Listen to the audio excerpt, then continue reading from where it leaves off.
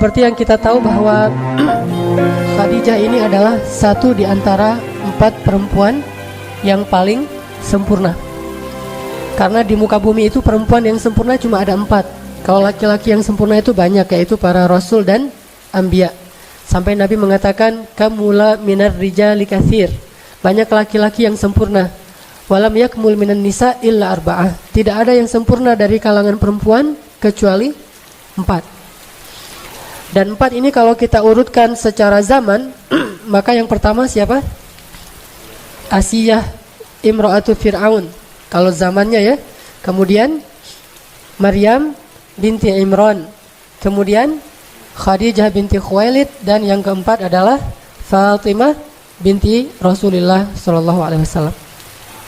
Jadi kalau kita pengen mendidik anak kita menjadi seorang perempuan yang ideal, perempuan yang solehah, maka 4 ini wajib menjadi kurikulum pendidikan tarbiyah anak-anak perempuan kita. Dan pada malam ini kita akan membahas salah satu di antara 4 yang sempurna ini. Dan menurut saya dari 4 ini Khadijah ini luar biasa. Kalau saya secara pribadi mengurutkannya, pertama Maryam, kedua Khadijah, ketiga Fatimah, keempat Asiyah. Kenapa Maryam pertama? Karena memang Maryam ini diperdebatkan oleh para ulama. Kira-kira Maryam itu nabi atau bukan? Kalau 3 yang terakhir ini tidak diperdebatkan. Sepakat para ulama mereka bukan nabi tapi solehah gitu. Sedangkan Maryam, sebagian ulama mengatakan Maryam itu nabi, satu-satunya nabi dari kalangan perempuan. Tapi jumhur ulama mengatakan bukan nabi, orang soleh, tetapi sederajat dengan nabi. Ini artinya bahwa membahas tentang perempuan-perempuan 4 ini luar biasa. Nggak akan pernah habis teladan yang bisa kita ambil dari mereka semua. Bagaimana dengan Aisyah? Kenapa Aisyah tidak termasuk di antara 4 yang sempurna? Selain memang Aisyah punya keistimewaan tersendiri, tetapi nanti kita akan tahu jawabannya. Kenapa Aisyah tidak masuk bersama Khadijah di antara orang-orang yang sempurna? Walaupun Aisyah memiliki keistimewaan yang juga tidak kalah banyak. Bahkan termasuk salah satu perempuan yang paling dicintai Rasulullah SAW. Kita bicara tentang Ibunda Khadijah. Bagi saya ibunda saya itu adalah semua istri Rasulullah, Khadijah, Aisyah dan seterusnya. Kalau kita pengen tahu bagaimana nuansa cinta dalam rumah tangga Rasul dengan Khadijah, cukup kita tahu gimana dalamnya cinta Rasulullah kepada Khadijah. Itu bukti bahwa Khadijah ini benar-benar berhasil membaiatkan cintanya kepada Rasul. Ini sekarang kita bahas beberapa contoh kasus bentuk dalamnya cinta Rasulullah kepada Khadijah. Rasulullah itu diberikan 9 bidadari pengganti Khadijah, itu nggak ada satupun yang bisa menggantikan Khadijah. Kalaupun 9-9-nya itu bersatu untuk beramal soleh, berbuat baik, mencintai Rasulullah setulus hati mereka, sama sekali tidak bisa menggantikan perasaan tentang Khadijah di dalam hati Rasulullah SAW. Itu dalam banget tuh. Cinta Rasul kepada Khadijah tuh sangat-sangat dalam, melebihi cinta beliau kepada Aisyah. Dan begitulah hati laki-laki. Hati laki-laki itu Allah jadikan tidak mungkin bertemu 2 cinta secara persis sama dalam hatinya, nggak ada. Makanya Allah mengatakan, وَلَن تَسْتَطِيعُوا أَن تَعْدِلُوا بَيْنَ النِّسَاءِ وَلَوْ حَرَصْتُمْ. Kalian nggak bisa untuk benar-benar adil kepada perempuan walaupun kalian mengusahakannya. Adil dalam ayat ini adalah adil perasaan. Sedangkan di awal surat An-Nisa Allah mengatakan, wa in khiftum alla ta'dilu fawahidatan. Kalau kalian khawatir tidak bisa adil, maka satu, adil di dalam ayat itu adalah adil nafkah. Ini kalau kita bahas di fikih, ada 2 kali Allah menyebutkan adil di surat An-Nisa. Pertama di awalnya, kedua di tengahnya, yaitu di juz kelima. Adil yang pertama itu artinya adil nafkah. Sedangkan adil yang kedua itu adil perasaan. Nafkah bisa adil, perasaan tidak. Dan Rasulullah tetap nggak bisa adil dalam perasaan beliau terhadap istri beliau. Dan yang paling benar-benar beliau cintai dan dalam terasa di hati beliau adalah Khadijah. Pertanyaannya, apa yang dilakukan Khadijah sehingga bisa memenangkan hati seorang hamba yang paling dicintai Allah, Rasulullah SAW? Ini yang harus kita cari tahu, terutama bagi ibu-ibu, gimana memenangkan hati suami. Walaupun mungkin secara fisik Khadijah usianya udah 60 tahun ketika meninggal, 65 tahun. Atau ketika menikah dengan Rasulullah 40 tahun. Sementara Aisyah 9 tahun, 11 tahun, 10 tahun di masa-masa awal menikah dengan Rasulullah, masih muda sekali. Hafsah 17 tahun, Sofia 19 tahun, Maria 22 tahun, muda-muda nih. Tetapi nggak ada yang bisa mengalahkan Khadijah dalam urusan menguasai hati Rasulullah Sallallahu Alaihi Wasallam. Rasulullah itu dalam banget cintanya kepada Khadijah. Nih, salah satunya nih. Pernah Rasulullah Sallallahu Alaihi Wasallam ketika beliau sedang duduk bersama Aisyah nih, lagi berduaan sama Aisyah, tiba-tiba ada yang ngetuk pintu. Dan terdengarlah suara sepupunya Khadijah yang datang bertamu ke rumah Rasul. Tapi gaya ngomongnya itu mirip Khadijah. Karena dia sepupu mungkin punya gaya ngomong yang sama gitu. Gaya ngomongnya mirip, suaranya mirip. Sehingga ketika mendengar tok-tok Assalamualaikum dari sepupunya Khadijah, Rasul langsung terperanjat dan langsung ke pintu, membukakan pintu untuk tamu beliau. Yang beliau menghormatinya, memuliakannya. Sebagaimana beliau sangat mencintai dan menghormati Khadijah, sehingga diberikan semua jamuan-jamuan yang terbaik yang dimiliki oleh Rasul untuk sepupu Khadijah. Aisyah ngelihat itu, Rasulullah kalau ke Khadijah, jangankan Khadijahnya, sepupunya yang datang itu Rasulullah tuh bahagia banget. Ini sepupu Khadijah bangga gitu. Dilihat lagi oleh Aisyah, karena keseringan kayak gini, Aisyah lama-lama jadi cemburu tuh. Akhirnya Aisyah bilang apa? Khadijah, dalam tanda seru gitu. Kalau bahasa kita, Khadijah lagi gitu ya. Kalau bahasa orang Arab, Khadijah, kata Aisyah.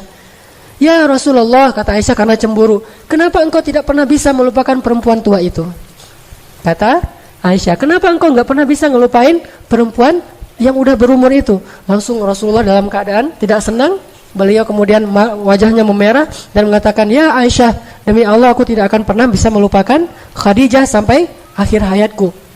Sesungguhnya dia telah masuk dalam hatiku sedalam-dalamnya dan tidak akan pernah aku lupakan cintanya kepada Khadijah.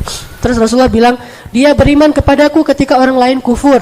Dia memberikan hartanya kepadaku ketika yang lain memegang erat harta-harta mereka. Dia membantuku dalam dakwah dan menemaniku ketika yang lain meninggalkanku, dan seterusnya dan seterusnya. Dan salah satunya dia memberikan kepadaku anak-anak ketika yang lain tidak memberikan anak.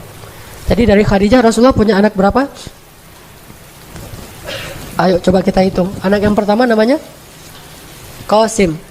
Makanya Rasulullah dikenal juga dengan panggilan Abu Qasim. Kemudian yang kedua Zainab.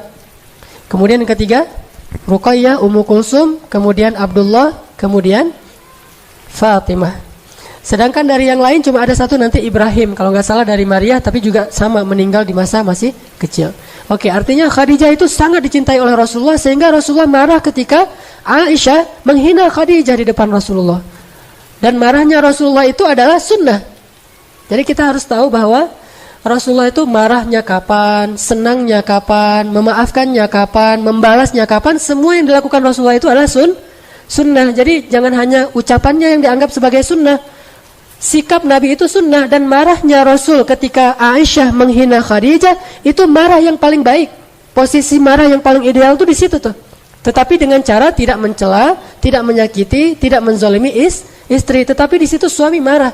Sehingga ketika misalnya ada orang lain yang menghina istri kita, atau ada saudara kita menghina istri kita, atau teman kita menghina istri kita, maka di situ marahnya kita itu ikut sunnah Nabi.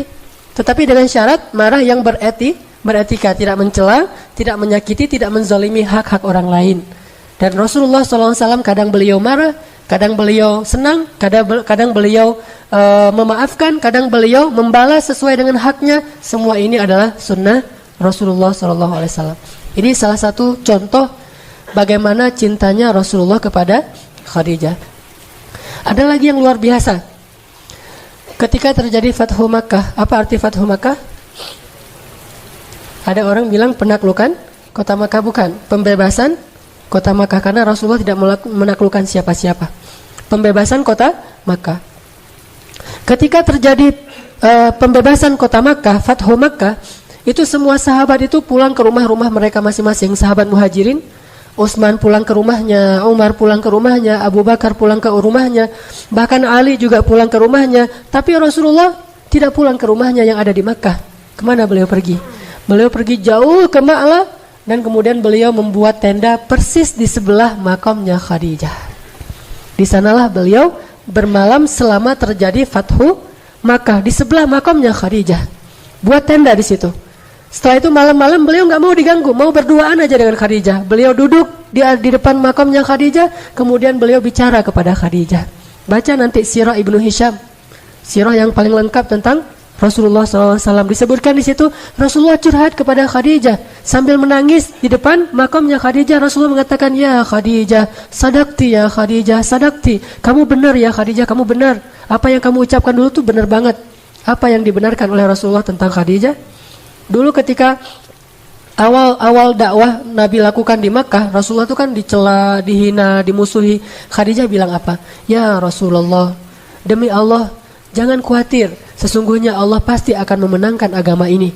Dan Allah tidak akan mengecewakan engkau. Jadi semangatlah ya Rasulullah. Allah gak akan ngecewain engkau. Dan Allah pasti akan memenangkan agamamu ini. Itu yang dikatakan Khadijah di awal dakwah.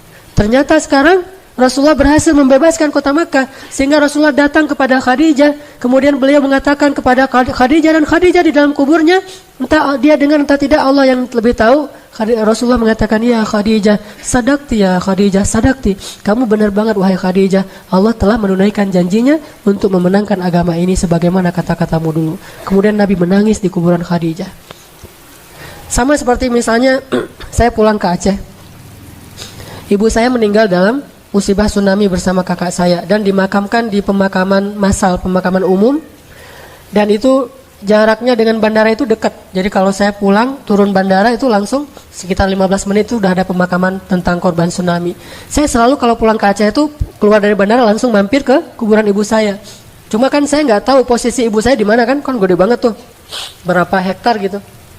Nah akhirnya saya duduk di salah satu pojok pemakaman besar itu. Kemudian saya ngomong gitu, Mak, ini abang udah pulang Mak gitu. Pas awal-awal saya datang dari Mesir tuh berkesan banget tuh.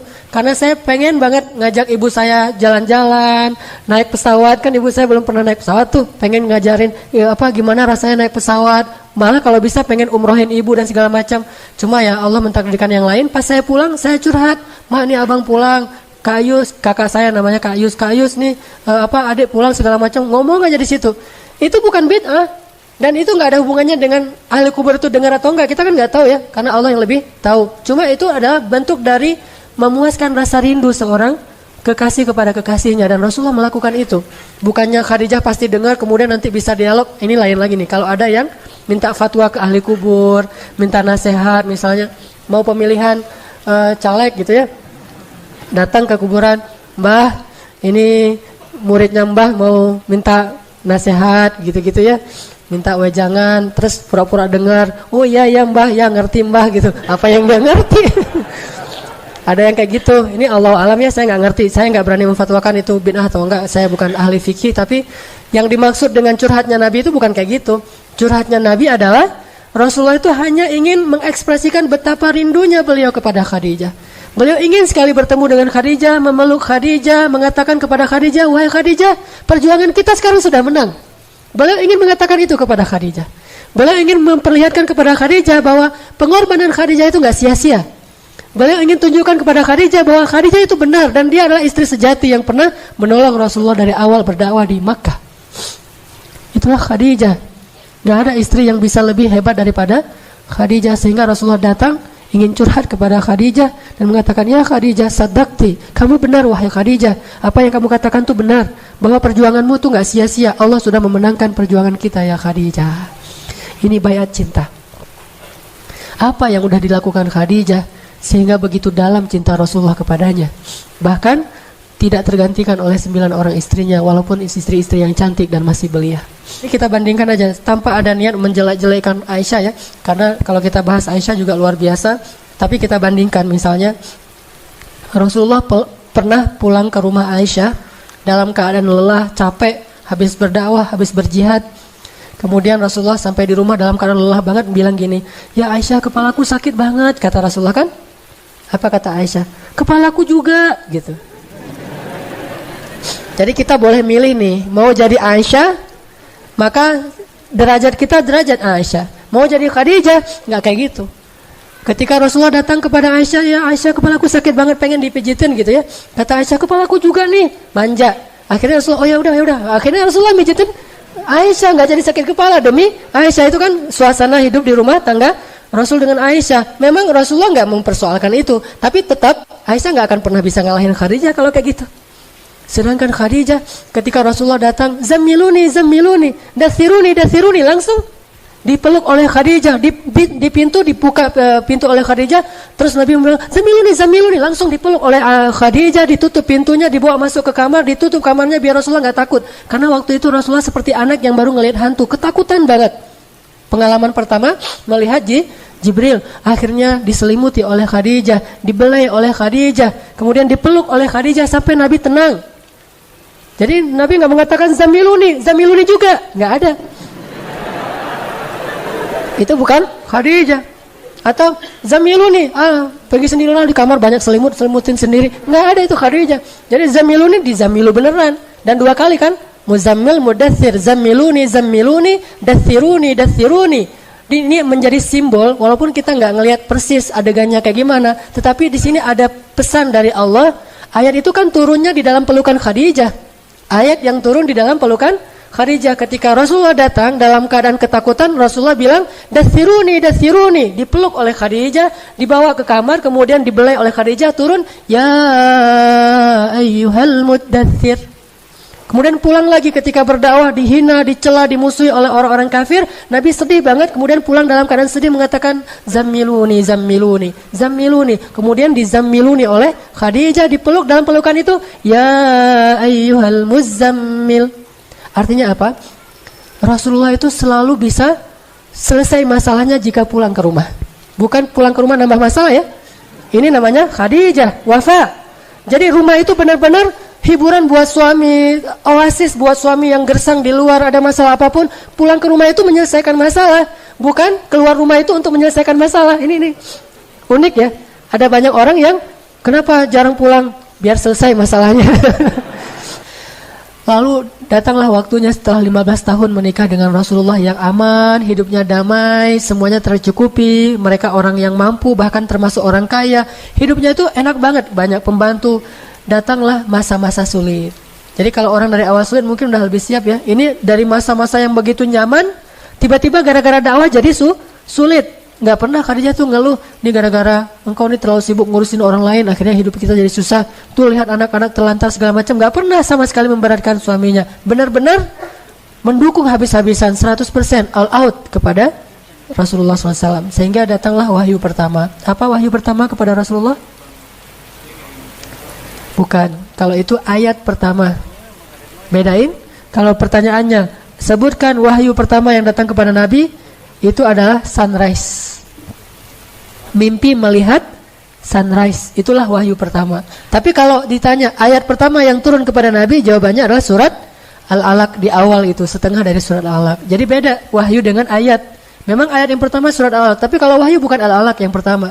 Wahyu yang pertama didapatkan oleh Rasulullah itu adalah Rasulullah berkali-kali mimpi melihat falakis subhi. Falakis subuh itu kalau diterjemahin melihat cahaya sunrise. Berkali-kali kayak gitu. Terus Nabi jadi khawatir, loh ini kenapa saya mimpinya aneh gitu. Udah gitu, sejak saat itu Nabi kalau keluar rumah sering dipanggil-panggil. Yang manggil siapa? Batu, pohon.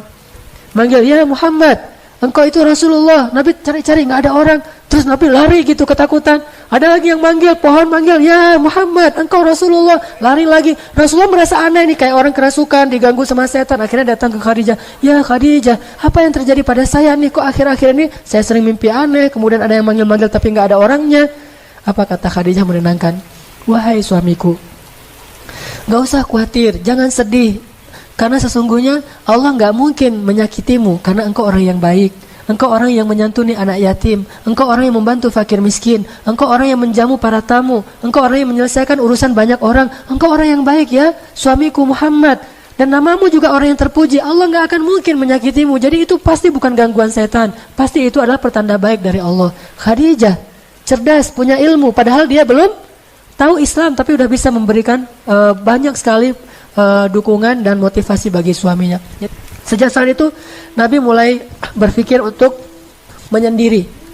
Dari wahyu pertama Nabi bilang, ya Khadijah, boleh nggak kalau misalnya saya sekarang lebih banyak ke Gua Hira untuk bertafakur. Namanya tahanus. Ini siapa yang bunyi ini? Yang ini Asus. Oh biarin. Rasulullah bilang ke Khadijah, ya Khadijah, boleh nggak kalau sekarang saya mungkin lebih banyak bertafakur di Gua Hira. Kata Khadijah, nggak apa-apa, kenapa suamiku, apa yang kau butuhkan?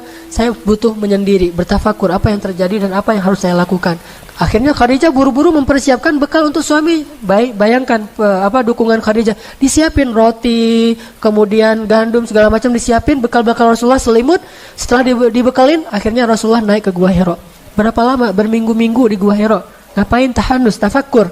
Ini apa yang terjadi, bagaimana memperbaiki bangsa ini dan seterusnya. Itulah pemikiran seorang laki-laki. Dia mikirin solusi untuk umat, bukan cuma mikirin diri sendiri dan keluarga. Mikirin nih, umat kita nih lagi krisis nih, banyak yang terzalimi, umat kita jauh dari agama, terus gimana? Kalau bahasa teman-teman tabligh itu punya fikir gitu.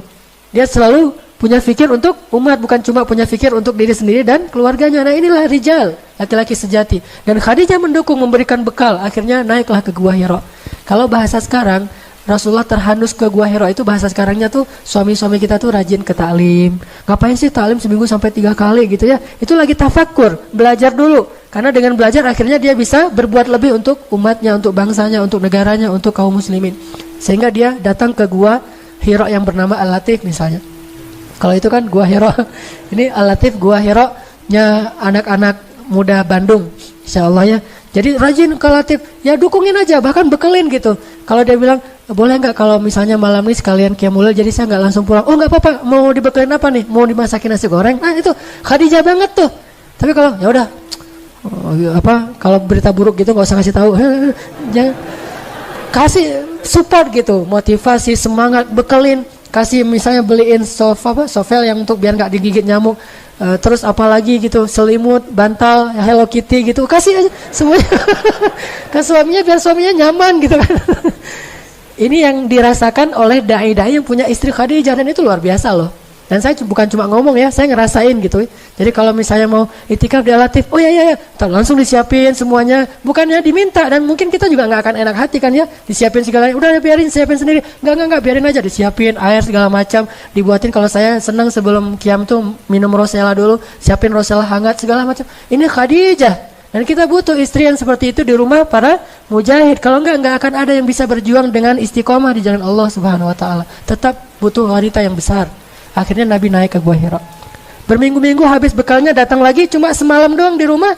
Besok berangkat lagi ke Gua Hira. Gak pernah Khadijah bilang ngapain sih lama-lama di sana. Udah aja di rumah. Tafakur kan bisa di kamar juga, bisa sambil di atas sajadah segala macam. Gak ada tuh. Support aja. Suaminya datang, Khadijah bekalku habis, disiapin lagi sama Khadijah. Naik lagi tuh. Berminggu-minggu datang lagi. Sampai setelah beberapa bulan, di bulan Ramadan baru turun ayat pertama, Iqra bismi rabbikal ladzi khalaq.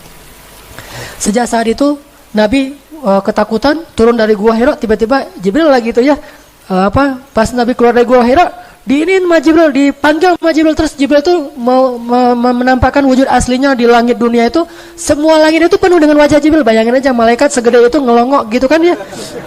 Bumi cuma sekelereng kan bagi dia kan, bagi malaikat. Terus ngelihat gini tuh gimana tuh, semua seantero cakrawala dilihat itu wajah Jibril. Terus manggil lagi tuh, ya Muhammad kan, wah suaranya tuh langsung Nabi ngelihat kemanapun, ngelihat ada wajah Jibril. Terus kata Jibril, jangan lari ya Muhammad, jangan lari, aku Jibril, kamu Rasulullah, lagi kenalan. Cuma cara kenalannya gitu amat ya. Jadi, Jibril lagi kenalan, aku ini Jibril ya Muhammad, kamu itu Rasulullah. Rasulullah lari. Bahkan bayangin aja, Gua Hira itu kan curam banget tuh. Turun nggak usah lari, jalan aja susah. Gimana turunnya lari, coba gimana ngebayangin tuh. Saya nggak bisa kebayang pas saya umroh ngelihat Gua Hira kayak gini curamnya. Terus Nabi turun lari karena disamperin Jibril pengen kenalan. Itu kayak gimana tuh turunnya, luar biasa, nggak ada rem kan. Turun sampai ngos-ngosan di rumah, ketok pintu langsung tadi dipeluk sama Khadijah. Khadijah nenangin. Setelah Rasulullah bangun istirahat, Khadijah tanya, ya suamiku ada apa? Kata Rasulullah, ada kejadian aneh, tiba-tiba datang sosok makhluk yang luar biasa besarnya, wajahnya memenuhi langit segala macam. Aku nggak tahu ini kenapa dengan aku akhir-akhir ini gitu. Dan dia berpesan, Iqra bismi rabbikal ladzi khalaq. Akhirnya Khadijah bilang, yuk kita ketemu dengan sepupuku Waraqah, ulama Nasrani yang ada di Makkah. Yuk kita ketemu dengan dia banyak ilmu. Dianterin sama Khadijah ke Waraqah. Terus ketemu dengan Waraqah, ngomong dengan Waraqah, ya Waraqah apa yang terjadi pada suamiku? Akhirnya Waraqah bilang, itu namus. Namus itu bahasa Ibrani untuk Jibril. Itu namus yang pernah mendatangi Musa dan Isa. Kalau dia datang lagi jangan lari wahai Muhammad. Sesungguhnya dia adalah pembawa wahyu. Berarti engkau adalah nabi yang terakhir yang kami tunggu-tunggu. Aduhai seandainya hidupku masih lama, aku pasti akan menolongmu ketika orang-orang memusuhimu nanti, kata Waraqah. Selang beberapa lama kemudian, kurang dari 1 tahun, entah beberapa hari, Waraqah meninggal dunia. Khadijah makin yakin kan kalau suaminya adalah utusan Allah, bahagia banget Khadijah, mendukung banget. Tapi dia tahu resiko kayak yang disampaikan Khadijah oleh Waraqah. Apa kata Waraqah diam-diam kepada Khadijah? Ya Khadijah, suamimu itu akan mendapatkan banyak sekali masalah, maka beradalah terus di sisinya. Kata Khadijah, saya menjadi fida itu tebusan gitu. Kalau ada apa-apa, saya duluan yang akan ngadapin. Ya Waraqah, saya akan membantu suami saya hidup dan mati. Ini baiat cintanya Khadijah. Tahu resiko jadi seorang nabi. Pulang ke rumah, Rasulullah masih nggak enak nih kalau didatangin Jibril, merasa nih Jibril beneran atau setan nih, kan belum kenal ya. Gimana nih cara biar makin yakin? Khadijah tuh pintar gitu. Kata Khadijah, ya Rasulullah, sekarang manggilnya Rasulullah, ya Rasulullah. Kalau engkau ingin membuktikan itu malaikat atau jin, caranya gampang. Nanti kalau dia datang, kasih tahu saya ya. Nah ini istri luar biasa, pintar, cerdas banget nih, bijaksana. Kata Rasulullah, oh ya, nanti kalau dia datang aku kasih tahu kamu. Datanglah Jibril. Pas datang Jibril, Assalamualaikum, waalaikumsalam. Nggak langsung disuruh masuk. Langsung Rasulullah nyamperin Khadijah belakang. Khadijah, Jibril datang. Kayak gitu tuh suasananya. Khadijah, Jibril datang. Kata Khadijah, yaudah, ayo kita sambut. Khadijah duduk, Jibril masih di pintu. Apa kata Khadijah? Ya Rasulullah, duduklah di atas paha kiriku.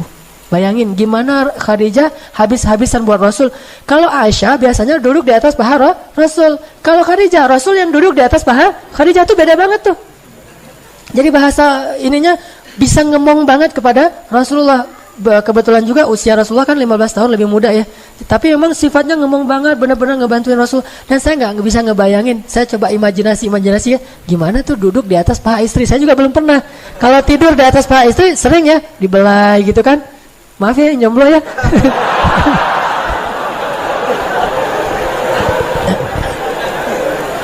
Pulang dari Al-Latif, udah ngomong dua sesi taklim, sesi tarbiyah, capek banget. Pulang, mau tidur di atas, paha istri dibelah-belah gitu. Itu enak banget loh. Tiba-tiba bangun udah azan subuh, kan luar biasa tuh. Rasulullah duduk di atas paha Khadijah, di atas paha kirinya. Khadijah bilang, duduklah di atas paha kiriku ya Rasulullah. Rasulullah duduk, kemudian Khadijah nanya, apakah engkau masih bisa ngelihat Jibril? Kata Rasulullah, masih bisa ya Khadijah. Kalau gitu coba pindah ke paha kanan. Ini dalam hadisnya kayak gitu. Akhirnya Nabi pindah lagi ke paha kanannya Khadijah, dipeluk sama Khadijah. Masih ngelihat nggak Jibrilnya? Masih. Kalau gitu coba ke belakang saya. Rasulullah ke belakang meluk Khadijah dari belakang, kan keren banget tuh ya. Meluk dari belakang kayak orang lagi ngapain gitu kan.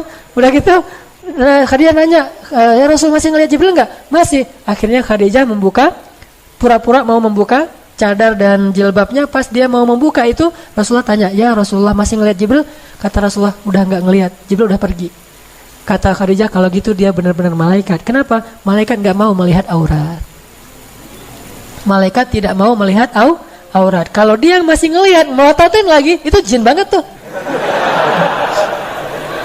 Kan cerdas banget ya Khadijah ya. Cara nguji mana malaikat, mana jin. Jadi yang senang ngelihat melototin yang gitu-gituan, itu jin. Kalau malaikat nggak senang yang gitu-gituan.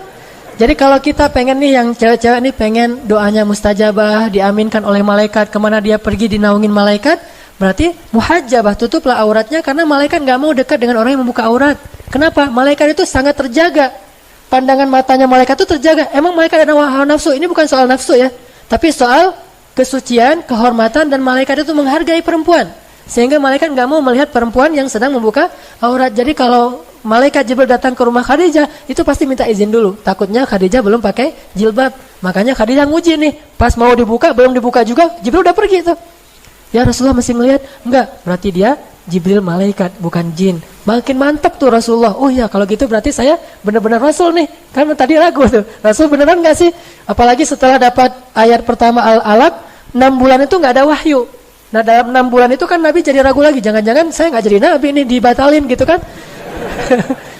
Khadijah terus 6 bulan. Jadi awal-awal masa Nabi beradaptasi dengan status baru sebagai Rasulullah, Khadijah itu benar-benar ngedukung Rasul. Ditambah lagi ketika turun ayat, sekarang berdakwahlah secara terang-terangan. Mulailah episode-episode yang sulit. mulai dicela, mulai dimusuhi, mulai habis-habisan. Ketika Rasulullah pulang dalam keadaan wajahnya berlumuran kotoran, bajunya banyak kotoran, Rasulullah pulang ke rumah, Khadijah sambil menitikkan air mata, sambil membersihkan kotoran di tubuh Rasulullah. Tapi terus ngasih motivasi, tapi nangis gitu karena sedih suaminya diperlakukan kayak gitu. Dan yang paling membuat saya merasa sedih itu adalah ketika Rasulullah SAW itu imbas dari dakwah beliau itu sampai kepada anak-anak beliau yang perempuan, putri-putrinya. Saya nggak bisa ngebayangin tuh kalau putri saya diperlakukan kayak gitu gara-gara dakwah saya. Itu luar biasa. Siapa putrinya yang diperlakukan kayak gitu? Ruqayyah dan Ummu Kulsum. Ruqayyah dan Ummu Kulsum dinikahkan dengan putranya Abu Lahab. Berarti sepupuan ya.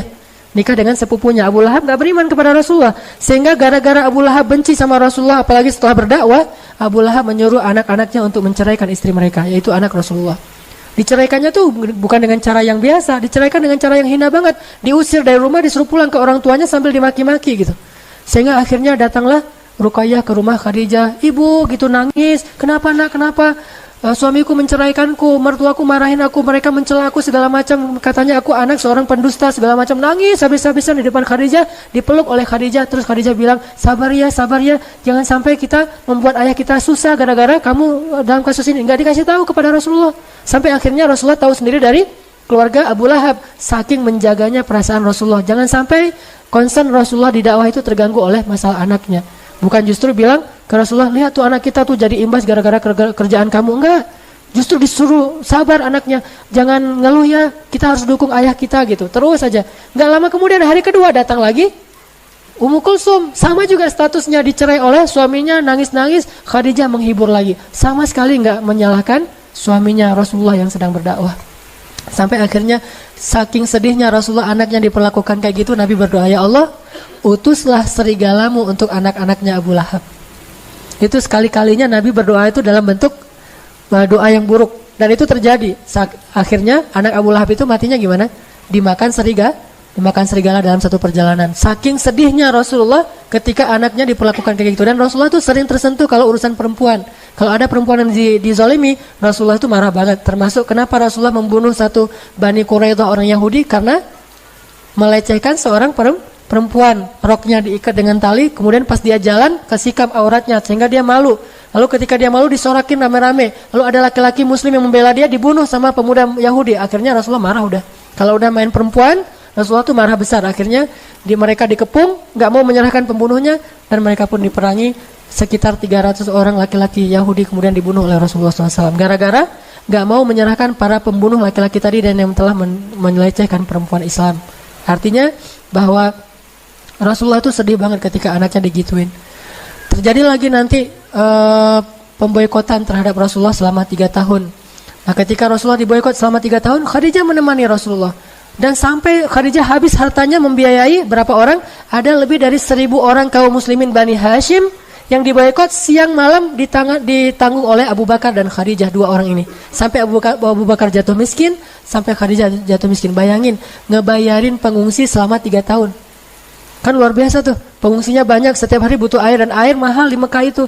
Mereka bayar air aja udah habis uangnya, kayak kita beli aqua setiap hari tuh, lama-lama untuk satu masjid aja kayak gini nih, sekitar 500 orang. Kalau setiap hari itikaf di masjid kan lumayan tuh kan ya, biayanya. Yang nanggung cuma 2 orang, 1 ikhwan, 1 akhwat. Selama 3 tahun coba bayangin, kayak gimana tuh butuhnya. Nyembeli onta, selimut, orang-orang yang sakit, segala macam. Semuanya dibiayai oleh Khadijah dan Abu Bakar. Sampai setelah selesai pemboikotan 3 tahun, Khadijah wafat karena Khadijah sakit keras. Ada adegan yang mengharukan di situ. Dalam keadaan sakit keras, dalam keadaan meriang gitu, Khadijah masih mempersiapkan makanan untuk Rasulullah SAW. Nggak ada sama sekali istirahatnya. Dari sejak menikah, apalagi sejak berdakwah, itu nggak ada istirahatnya. Sampai Nabi bilang, Khadijah istirahat. Apa Khadijah? Ya Rasulullah, kata Khadijah, istirahat kita nanti di akhirat. Istirahat kita nanti di akhirat. Perjuangan banget, berdua nih berjuang habis-habisan. Kalau bisa disebut Islam ini adalah hasil pengorbanan Abu Bakar dan Khadijah selain Rasulullah pastinya. Islam itu yang kita sekarang nikmati ini adalah hasil perjuangan seorang perempuan yang luar biasa, Khadijah. Ya Rasulullah, istirahat kita nanti di akhirat. Dan benar-benar istirahatnya di akhirat. Gak ada istirahatnya, sakit pun meriang. Dan itu bukan sakit biasa, sakit menjelang wafat. Itu kan sakit yang paling parah tuh. Kalau kata Rasul, sakit yang tidak ada obat, sakit menjelang wafat. Itu nyiapin makanan. Sampai Allah sayang banget sama Khadijah, nggak tega ngeliat Khadijah gitu. Akhirnya ngutus Jibril, ya Jibril turunlah untuk Khadijah. Turun Jibril untuk Khadijah. Apa kata Jibril? Assalamualaikum ya Rasulullah. Rasulullah baru datang. Kata Jibril, ya Rasulullah, tolong nanti kalau Khadijah datang bawa makanan, bilang ke Khadijah, Allah menitipkan salam untuk Khadijah. Allah sendiri yang nitipin salam buat Khadijah. Dan Jibril juga nitipin salamnya. Jangan lupa ya, Jibril nitipin salam tuh untuk Khadijah. Saking kagumnya Jibril kepada Khadijah, dia pengen nama dia juga disebutin. Jibril juga nitipin salam kepada Khadijah. Ya wahai Jibril. Kemudian Jibril pergi, datanglah Khadijah membawa makanan itu sambil gemetar gitu karena udah mau meninggal, udah sakit banget. Ditaruh di depan Rasulullah sambil tersenyum. Ya Rasulullah, makan Rasulullah, ada apa lagi? Terus melayani Rasulullah wafat. Udah gitu Rasulullah mengatakan, ya Khadijah, baru aja Jibril pulang. Ada apa ya Rasulullah? Kata Jibril, Allah menitipkan salam untukmu. Tahukah kita apa maknanya? Kalau Allah udah nitipin salam, itu tandanya dia mau kembali kepada Allah. Itu pertanda Allah udah kangen banget sama Khadijah dan pengen segera mengambil Khadijah ke sisinya. Allah nitipin salam kepadamu ya Khadijah. Jibril juga menitipkan salam. Langsung Khadijah menangis. Menangis terharu dan sedih sekaligus. Terharu karena pengen ketemu Allah yang dia cintai, tapi sedih harus meninggalkan kekasihnya sendiri sementara perjuangan belum selesai. Coba gimana tuh? Perjuangan belum selesai tapi dia udah harus pergi karena usianya berselang 15 tahun. Dan ketika Khadijah wafat, Khadijah usianya 65 tahun, udah gak bisa lagi menemani Rasulullah, udah selesai. Tugasnya Khadijah udah selesai sementara Nabi masih harus berjuang. Sehingga Khadijah nangis, ya Rasulullah kalau saya pergi gimana dengan engkau ya Rasulullah, gimana dengan engkau? Melebihi sedihnya Abu Thalib ketika meninggal karena menyisakan anaknya yang belum selesai ponakannya yang belum selesai dakwah. Khadijah sedih banget karena harus pergi sebelum bisa menemani Rasulullah sampai di ujung perjalanan. Akhirnya berdua sedih, nggak jadi makan tuh. Nangis saja berdua sama Rasulullah. Ya Rasulullah gimana nih kalau saya meninggal sementara engkau masih sendiri? Rasulullah menghibur Khadijah. Lalu selang beberapa hari kemudian Khadijah meninggal dunia. Rasulullah sangat sedih di hari meninggalnya Khadijah, diurus sendiri semuanya sampai ke kuburannya. Dan tahun itu Rasulullah benar-benar terpukul. Dikenallah tahun itu dengan nama Tahun Duka Cita. Meninggallah pejuang sejatinya Rasulullah SAW. Abu Thalib meninggal selang beberapa minggu kemudian meninggal yang paling dicintai Rasulullah yaitu Khadijah. Sementara Rasulullah masih punya bayi yang masih kecil banget dan insya Allah nanti suatu saat akan persis seperti Khadijah hiburan buat Rasulullah. Siapa dia? Fatimah. Itulah sebabnya Rasulullah nggak bisa ngelupain Khadijah banget sampai ketika Fatuh Makkah Rasulullah mengatakan, ya Khadijah, perjuangan kita sudah berbuahkan hasil. Benar kata-katamu wahai Khadijah, engkau benar, Allah akan memberikan kemenangan bagi agama ini. Inilah wafatnya Khadijah kepada suaminya. Ibu-ibu belajar dan ajarkan ini kepada putri-putri kita. Istri yang sejati itu adalah istri yang bisa wafat habis-habisan buat suami. Gak ada pengecualian. Suami saya begini, gak ada pertanyaan kayak gitu. Terus saja. Karena kata Nabi apa? Siapa yang wafat kepada manusia, maka Allah wafat kepada dia. Apa wafatnya Allah kepada Khadijah? Kata Allah dalam hadis Jibril tadi saya lupa ngatain bahwa Allah berpesan kepada Rasulullah, wahai Muhammad, sampaikan kepada Khadijah, Allah sudah menyediakan untuk Khadijah ribuan istana di dalam surga, dan di dalam istana itu dia punya banyak pembantu sehingga tidak ada lagi rasa lelah dan letih di dalam istana itu. Khadijah selama ini udah letih selama 10 tahun menemani Rasulullah, sekarang sudah tidak ada lagi letih. Seperti kata Khadijah, ya Rasulullah, istirahat kita nanti di akhirat.